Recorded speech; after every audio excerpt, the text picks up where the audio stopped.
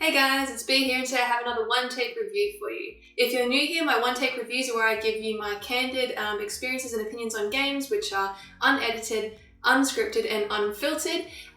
So it can get a little bit rambly, but I find it's a really cool way for me to share my enthusiasm and my passion and my love for board games with the community.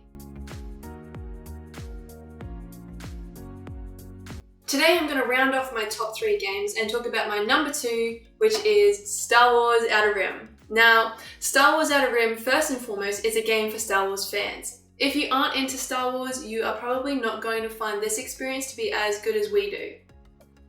With Star Wars Outer Rim, players are taking on the roles of characters that are well known from the Star Wars universe and fulfilling bounties, delivering cargo, and going through missions that you will recognize from the Star Wars world.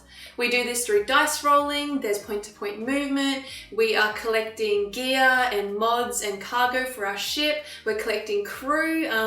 It's just this really cool almost a role-playing experience. It's just a really cool combination of things.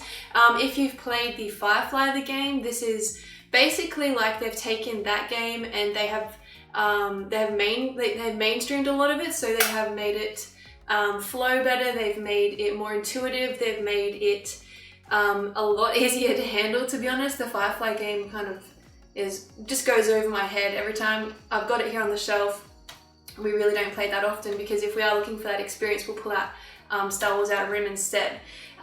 My favorite thing about this game, I guess, is that you can tailor your story to your character as much as you want. So for me, I'm a big Star Wars fan, so I really like to take on the role of the character I'm playing. My favorite is Jyn Erso. I love playing as Jyn, and I'm like a little bit sour when I draw any other character to play. And if we aren't playing this game as regularly, I will just insist that I play as Jyn. But there are a lot of really cool characters to play as. You can play as Han, you can play as Boba Fett. There's a lot of cool different characters as well that you wouldn't expect to see. I mean, you can't play as Leia, which I would have expected. You can't do that. She is a character you can interact with, so there's NPCs as well. They all are controlled by cards. You can get some of them as crew, there's some of them you can't get as crew, there's some of them that will fight you, and it's really cool because they're all hidden around the board and you've got to sort of discover those and find them as part of the bounties. It's just this really, really cool game for Star Wars fans. I think for me, the reason I would recommend this game is if you are into like the more adventure-y style games, so you want a game that you kind of feel like you're building a story.